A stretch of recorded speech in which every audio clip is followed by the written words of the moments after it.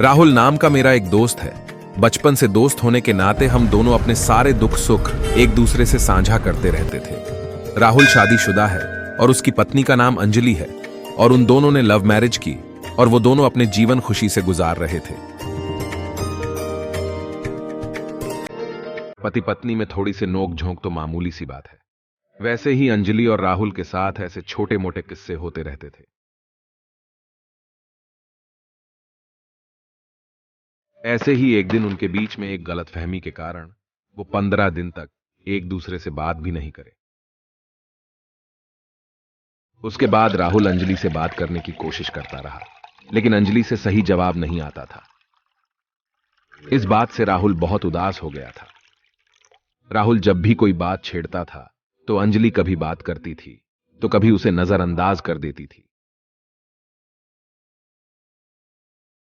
पत्नी के ऐसे व्यवहार से राहुल सोचने लगा कि अंजलि को शायद कम सुनने की बीमारी हो गई है, उसके सुनने की शक्ति कमजोर हो गई है या वो बहरी हो गई है।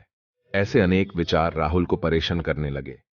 तुरंत ही उसने मुझे सारी बात बताई और मैंने उसे अंजलि को डॉक्टर के पास ले जाने की सलाह दी।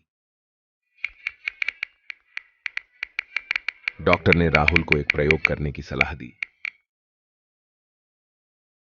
जब तुम दोनों घर में रहते हो 30 फीट की दूरी से बात करो। अगर अंजलि तुम्हारी बात का उत्तर देती है तो इसका मतलब उसे ठीक से सुनाई दे रहा है और आपके बीच में बस कोई गलतफहमी है। उस मामले को आप आपस में सुलझा लो। लेकिन अगर वो उत्तर नहीं देती तो 10 फीट और कम करो और 20 फीट की दूरी से फिर से वही प्रश्न करो। अगर फिर भी कोई उत्तर ना आए तो फिर से 10 फीट कम करो और यही तकनीक दोहराओ। अगर उससे प्रश्न का सही जवाब फिर भी नहीं मिलता तो उसके पास जाकर उसके कान में उसको फिर से वही प्रश्न करो। तब हमें पता चलेगा कि उसे कितनी दूरी से सुनाई नहीं दे रहा। डॉक्टर की सलाह पर राहुल जब अंजलि रसोई में अपने काम कर रही थी, हाल में खड़े होकर उसने पूछा, क्या खाना बना रही हो अंजलि? राहुल तुरंत 10 फीट कम करके फिर से अंजलि से वही प्रश्न पूछा। अंजलि क्या खाना बना रही हो? इस बार भी उसे कोई उत्तर नहीं मिला। राहुल ने फिर से 10 फीट कम करके वही प्रश्न पूछा। अंजलि क्या खाना बना रही हो? और इस बार भी कोई उत्तर नहीं मिला।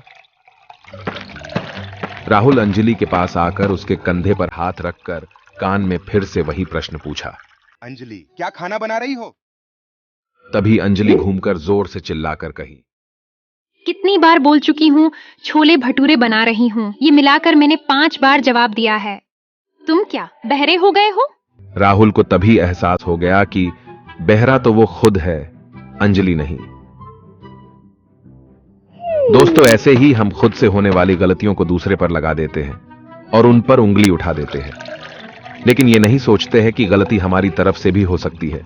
दूसरों की गलतियां ढूंढने से पहले खुद की गलतियां सुधारनी होंगी।